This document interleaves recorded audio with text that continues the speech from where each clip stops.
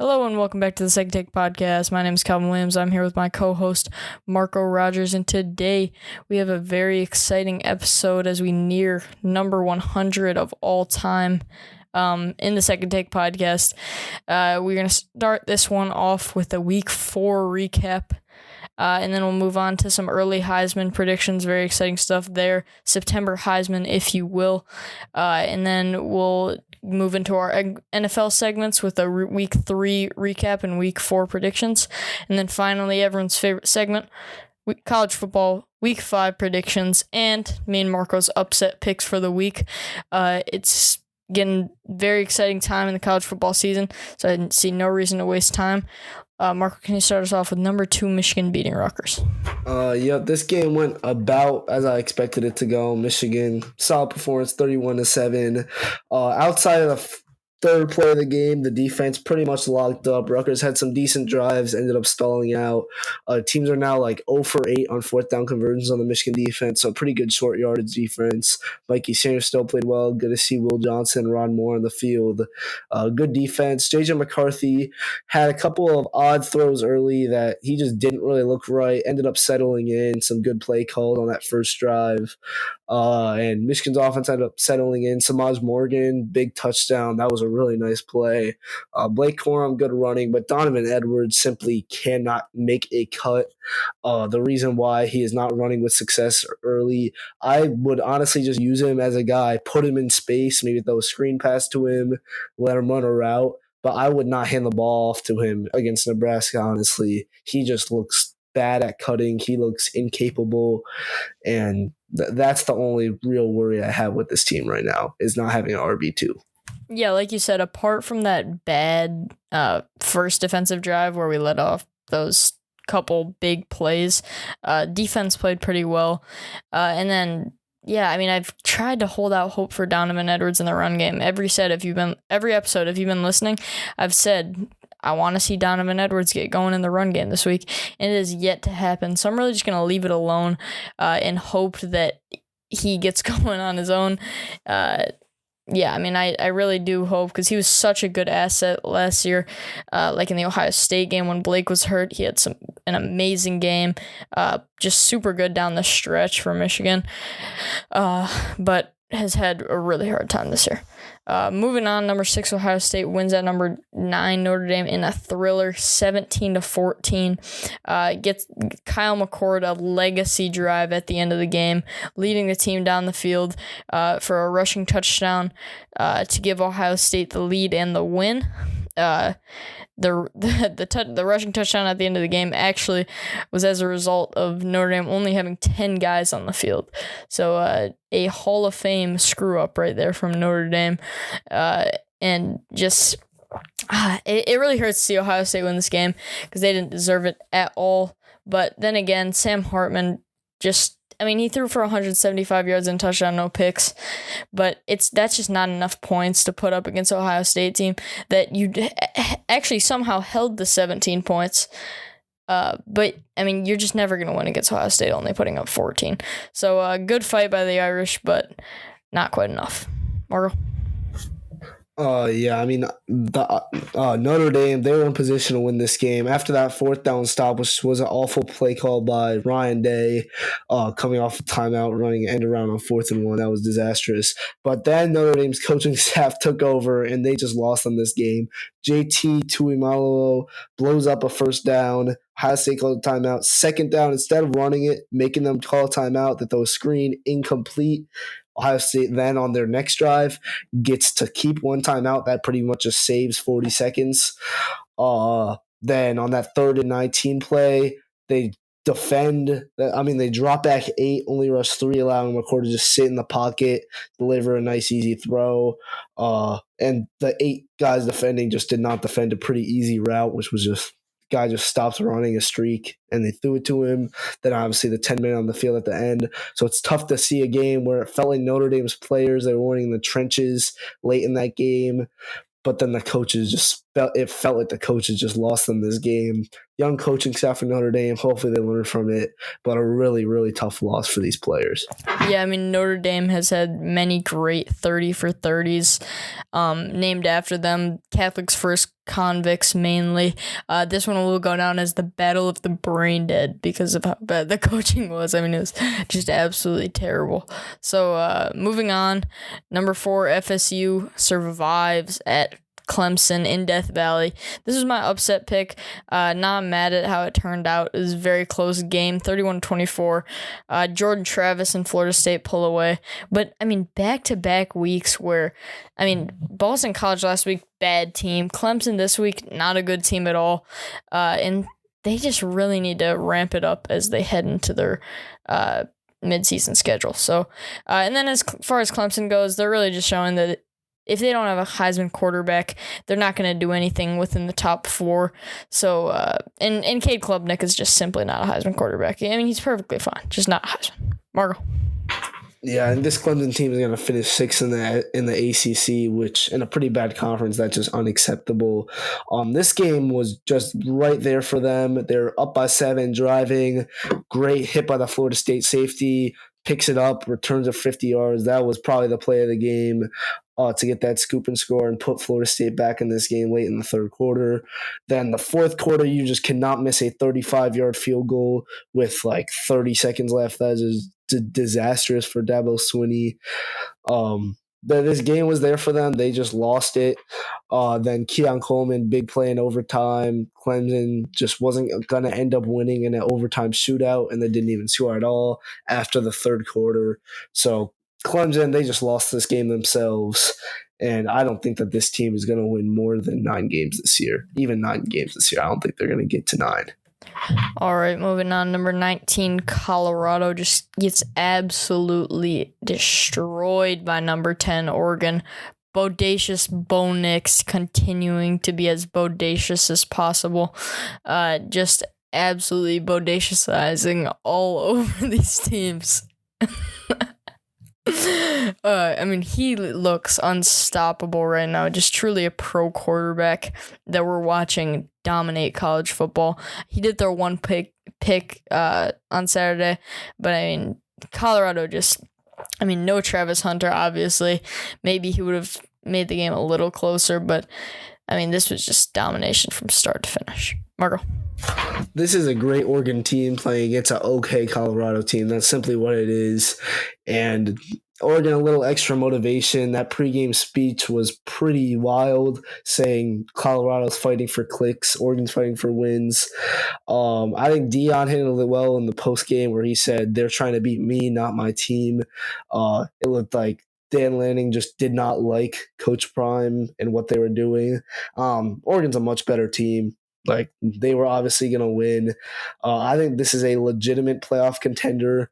There's like 10 teams right now that I would call legitimate playoff contenders, but just very solid win for Oregon. This game was over after the first drive. They just got 10 yards whenever they wanted.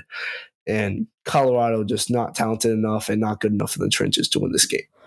Yeah, I mean, I don't think this completely discredits what Colorado has done as of yet. I mean, they went from winning 2 games last year to already having 4 wins. So, like, they're not having a bad season at all by any means. So I think criticizing Coach Prime is, like, still pretty harsh just because he already has double the amount of wins he had last year within 5 games of the season starting. So, I mean, you have to give them some credit for that. Obviously, Oregon's the better team, like you said. Next up, number 14, Oregon State loses at number 21, Wazoo. Mark, are you going to take that one? The battle of the Pac-2. Both teams do not have a conference for next year, and these are 2 elite teams right here. Oregon State won this one in the trenches as expected, but Cam Ward is a legitimate Heisman contender. I said it. That man is an absolute dog. 28 for 34, 404 yards, 4 touchdowns on probably the best defense he's going to play against all year. Like, I mean, if he's doing that to USC, that could be 600 yards and 7 touchdowns. Like, this guy is just so good. They got some very talented receivers. Kyle Williams, very solid performance. He's over 300 yards this year.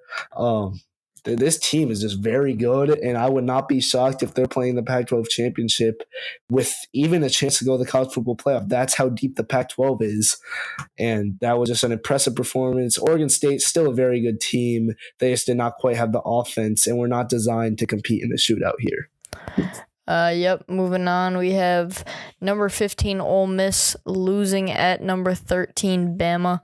Not too much of a surprise here, but Bama does get the job done. A much-needed win for them to somewhat stay in the conversation, even though I believe they are not even a playoff contender yet anymore. Marco?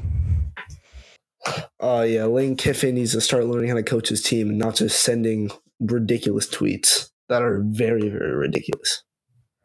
Absolutely ridiculous. And then number 22 UCLA loses at number 11 Utah. Tough loss here for UCLA. They did have a good defensive performance, only allowing 14 points. One of those touchdowns was a pick six on the first play of the game. Dante Moore just was never able to get it going too much. And just offense was pretty stagnant. But great defensive performance from UCLA. I still have some good hope for their season. Marco? Yeah, this is actually exactly what I predicted. I thought it would be a close game, but the pressure would get to Dante Moore, and this is definitely going to be the worst performance of his college career. First road game at Utah. As I said last week, he just wouldn't be able to handle the pressure, and he did exactly just that and handled the pressure even worse than I expected. A rough performance out of him, but UCLA is still a good team, and Utah, another legitimate playoff contender out of the Pac-12. Yeah, I mean, he threw 20 incompletions, so not his best game for sure. And then, all right, that's it for college football recap. Let's move on to our September Heisman predictions. I'm going to start with my top 5. At the 1 slot. Actually, no. We're gonna go dark horse to 1, so we can do a little countdown. So at the dark horse slot, very, very bold here. Roman Wilson, wide receiver, Michigan, had Michigan's first 6 receiving touchdowns of the season. Just absolutely ridiculous stat line. He's been getting open for Michigan all season, and I just expect him to continue doing so as he dominates these weak Big Ten corners, except for like Penn State and Ohio State. All right, and then at number 4, we have Sam Hartman, Notre Dame quarterback.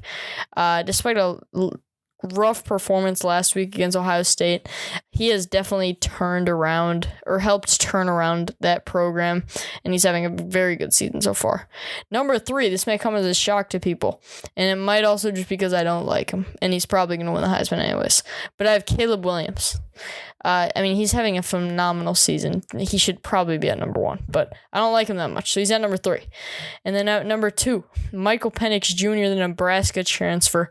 I'm pretty sure he is like 35. Second year at Washington. He was phenomenal last year, and he is just an absolute dog this year, destroying teams like Michigan State in just like flawless games for him. And then at number 1, the man, the myth, the bodacious legend, Bo Nix. He's just having a crazy good season. Most pro quarterback in the NFL, most pro quarterback in college football. I think he should be the number 1 draft pick. He's just absolutely amazing. Marco? Yeah, he is indeed very bodacious. My dark horse is going to be Cam Ward, as I already said. He is putting up more than Heisman numbers, by far the best numbers in all of college football. 1,390 yards, 1,390 yards, same thing, and 13 touchdowns, no turnovers, flawless performance after flawless performance. He has a tough schedule in front of him, but he's already played the best defense that he's going to play all year in Oregon State, as I said. If they keep on putting points up like this and have at least 10 wins by the end of the year, I think he's going to get sent to New York. Next up, another somewhat dark horse here at 4, Rome Odunze, Washington receiver, 27 receptions, 544 yards, and 4 touchdowns. That's 136 yards and touchdown per game. He's pretty much one of the main reasons why Michael Penix Jr. is so good. Obviously, Penix makes the throws, but Odunze just open almost every play. He's a phenomenal receiver. Next up, Mr. Knicks himself. 1,169 yards in the year, 79.4% completion percentage, one of the best in college football, 11 touchdowns to 1 pick. Very solid of him. At 2, I have Caleb Williams. He should be 1. I just don't like him. 75% completion percentage, 1,200 yards, 15 touchdowns, no picks. Pretty flawless out of him as well. And at 1, I have Michael Penix Jr., 467 yards per game right now against some actually pretty decent competition. 8-1 touchdown interception ratio with 16 touchdowns and 2 picks. He is currently the best college football quarterback, and I think as of right now, he would win the Heisman, but I do think Caleb Williams will probably end up winning the Heisman. All right, and then moving on to our NFL. Marco, you want to start off with the Patriots game? Yeah, ugly game. Pats closer than it had to be. Very ugly weather. Missed kicks. Just ugly game. Pats win. Well, I'm happy. Yep, Pats get it done there. And would you say that was their worst performance all year, despite it being their first one? Yeah, obviously they played 2 very, very good teams, as we'll say later. As the Dolphins hung 70 on the Broncos, but yeah, just not a great game of the Pats, but they still got it done. Yep, and then the Lions take down the Falcons. Really good win for the Lions here. Just both the Lions' wins this year have been defensive victories. We get this one done 20-6. Obviously, I'd like to see more out of the offense. I mean, we don't have 2 big pieces right now without Jameson Williams and David Montgomery now out last week. So definitely a problem that needs to, as far as the offense goes, just needs to pick up in production quite a bit. But defense played great last week. Bunch of pressure, which is something we haven't seen at all this season. So good win for the Lions here. Very pleased. Marco. Oh, yeah, solid win. About what I expected out of this game. Hutchinson, a couple nice plays late. Good to see him play well. It was a good win for the Lions. Next up, the Cowboys get absolutely stunned at the Cardinals. The Cardinals honestly just played like a better team. When it's the first team in the NFL power rankings against the last team in the power rankings, you'd expect some odd stuff to happen. No, they just controlled the line of scrimmage. Cowboys couldn't punch it in, and they just lost this game straight up because they were not as good a team as the Cardinals. It doesn't look like they're tanking for Caleb anymore after playing 2 competitive games against pretty solid teams, the Giants and the Cowboys. Yeah, I mean, very interesting game this week after the Cowboys have seemingly looked like the best team in the NFL.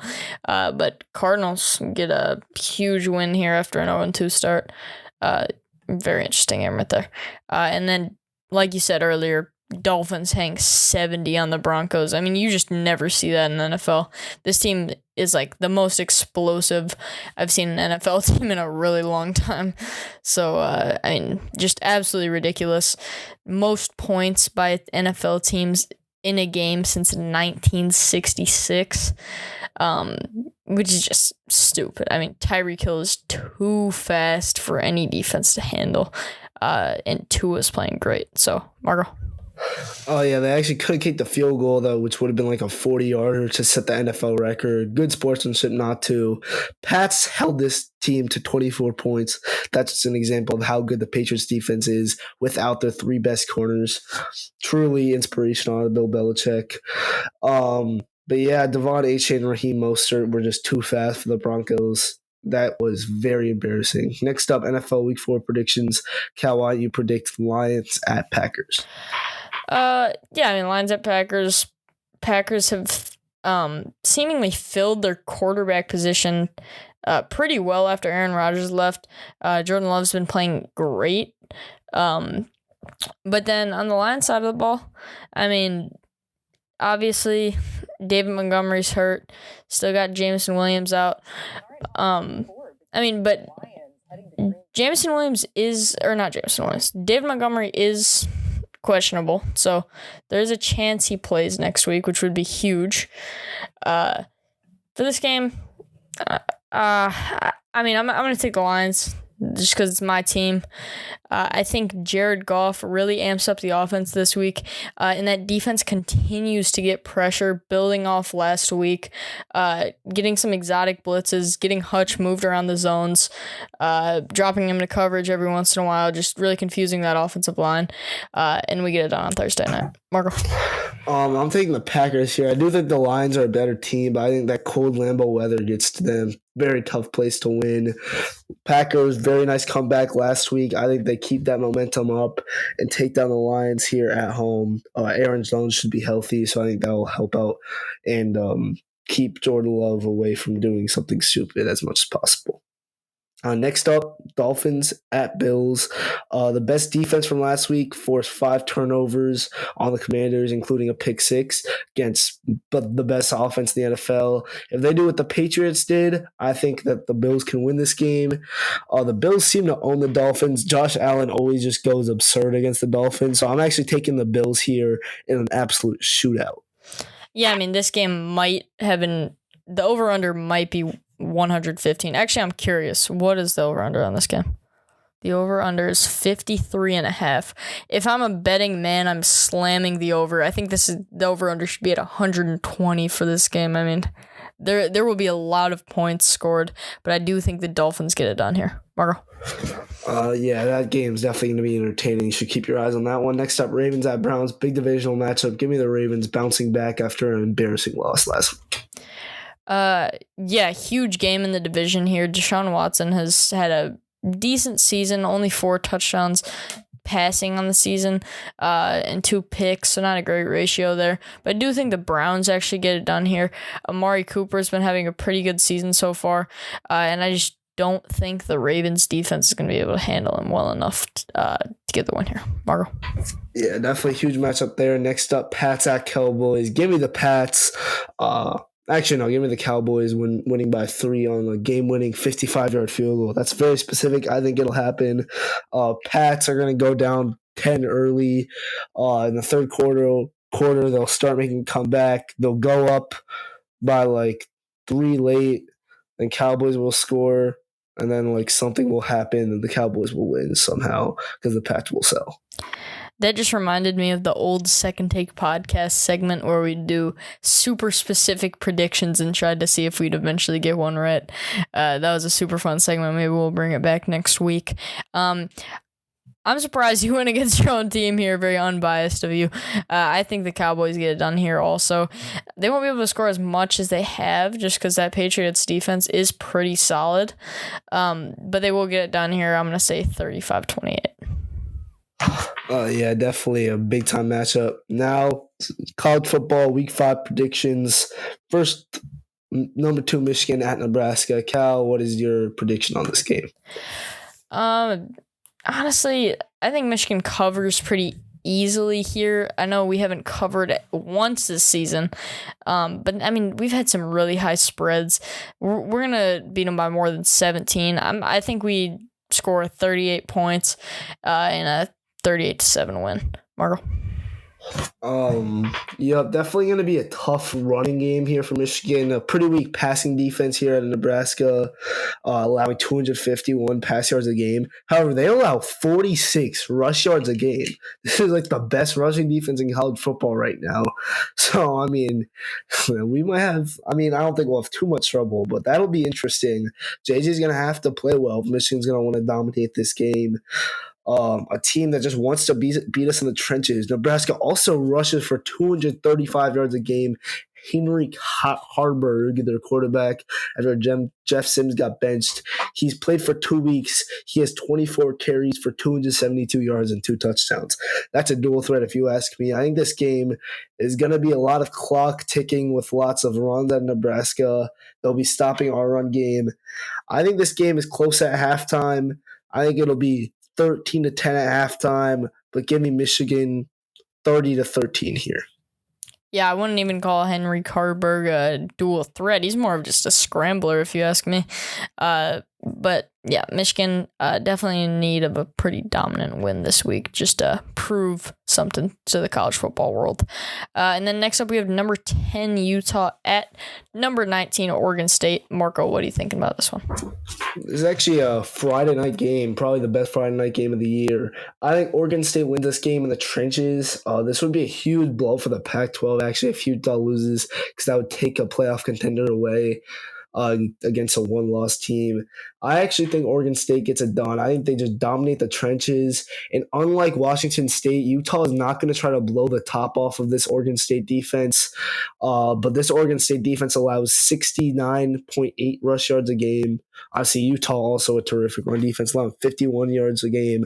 So this game is going to be one in the trenches, whoever wins it. But I just think this Oregon State O-line has a bit of an edge over this Utah O-line. So give me Oregon State. Even if Cameron Rising is back, he'll be a little rusty anyway. So give me Oregon State here in a very close Friday night game.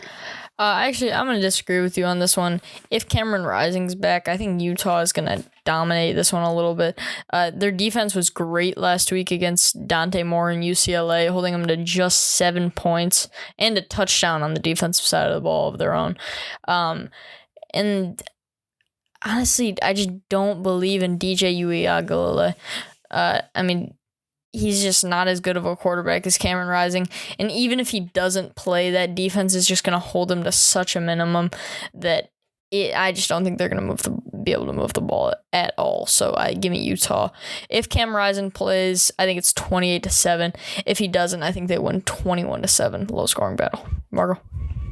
Well, I think Oregon State's going to put up more points than that, but definitely going to be a low-scoring game. Next up, number 12, Bama at Mississippi State.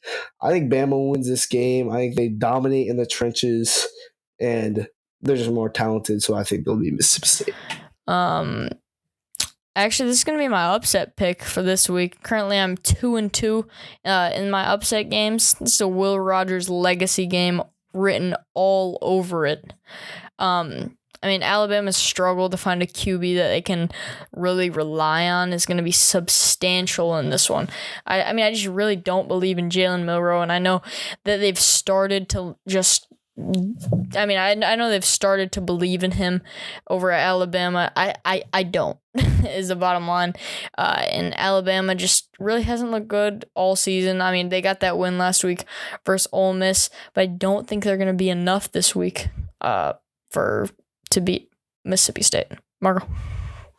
No, I think Bama's just a better team, so they'll win. Next up, number 13, LSU at number 20, Ole Miss. Loser of this game, eliminated from playoff contention. Give me LSU. They did just struggle with Arkansas at home. That scared me a little away from LSU, but I think, honestly, they probably are the second best team in the SEC right now, them or Bama. I'd give a slight edge to them. Jaden Daniels, one of the best quarterbacks in college football right now. Is a team that can dominate with their run game.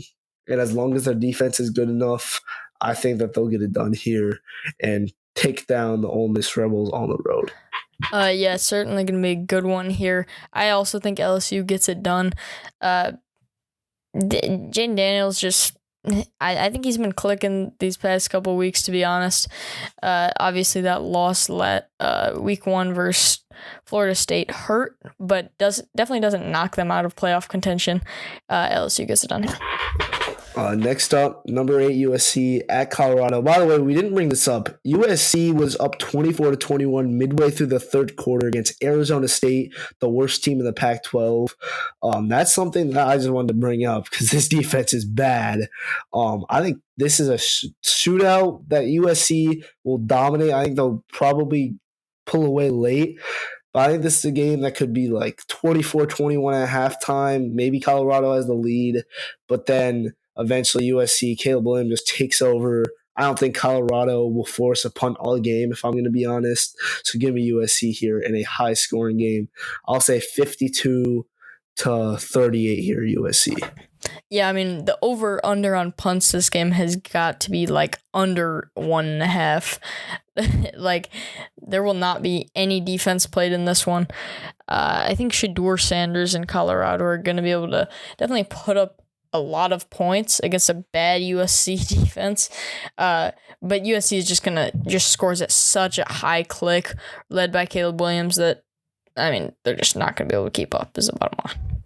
And then next up, number 24, Kansas at number 3, Texas. I got Texas here. They've been pretty good all season. Got that win over Alabama. Nothing much else to say. Margo. Texas is a team that always plays down the competition of their opponents. Outside that Baylor game, I mean, they played down to Wyoming's competition. They played up to Alabama's competition. They played down to Rice's competition for most of that game. And I think they'll play down to Kansas here. Kansas beat them a couple of years ago in that COVID game, which pretty much just sent their program on an absolutely insane trajectory from being one of the worst Power 5 teams to being a legitimate top 25 team back-to-back years now. And Texas has rebounded since then. But I think just Kansas pulls it off. I think Jaden Daniels has a terrific game here. He's a great competitor. I think his dual threat ability will stun Texas. There's a team that can win the line of scrimmage both defensively and offensively, allowing just 93 rush yards a game and rushing for 218 yards a game. I think they'll dominate the line of scrimmage on the road. And I think that this game will be competitive late, and maybe Texas makes a mistake. Quinn Ewers throws a pick, and I think Kansas just stuns the entire world and proves that Texas is not back. All right, bold predictions. You heard it here on the Second Take podcast. Next up, South Carolina at number 21, Tennessee. South Carolina, probably the best 2-2 team in the country. Narrow losses to South Carolina and number 1 ranked Georgia. Spencer Rattler has had a pretty solid season. He's looked like a leader out there despite not having an insane amount of weapons. With all that being said, though, Tennessee, led by Joe Milton, who's a very mediocre quarterback, don't get me wrong, is going to get this one done. I'm going to say 31-21. Margo? Yeah, in that loss to North Carolina, South Carolina just could not pass protect. They got sacked 9 times. I think that happens again. Even though Tennessee is not good at defense, South Carolina cannot run the football, averaging 76 rush yards a game. I think they just won't be able to keep it away from this dangerous Tennessee offense. I think Milton actually has a pretty solid game against a pretty soft defense that's allowing 340 pass yards a game. So give me Tennessee here in a dominant performance that's going to shoot them up the rankings, even though they don't deserve to be ranked. All right, and then finally, number 11, Notre Dame at number 17, Duke, who's kind of gone unnoticed. A calm 4-0 right now. They've gotten off to a really good start. Wins over Clemson, Lafayette, Northwestern, and UConn, all of which were dominant and good defensive performances from Duke. And then you have Notre Dame coming off a loss to Ohio State. They either respond with composure and have blood on their mind, or they just panic and throw their whole season away. But I don't think that's going to happen. I think Sam Hartman is too composed of a quarterback to let that happen to his team. Notre Dame knocks Duke down to 1-1 in a close battle, 21-17. Margo? Riley Leonard, a great competitor, great dual threat quarterback. I think Notre Dame's defense locks him up. I actually think this is going to be a blowout and proving that Notre Dame's actually a very good team and still a team that if they win out could possibly make the playoffs. I don't think they will with that game against USC later, but I think they'll win this game. I think Duke's good, but they beat a pretty fraudulent Clemson team, which is the only reason why they're ranked this highly. So give me Notre Dame here. 31-10 here. All right, you got anything else? Nope. All right, thank you all for listening to the Second Take podcast. We'll see you next week. Peace.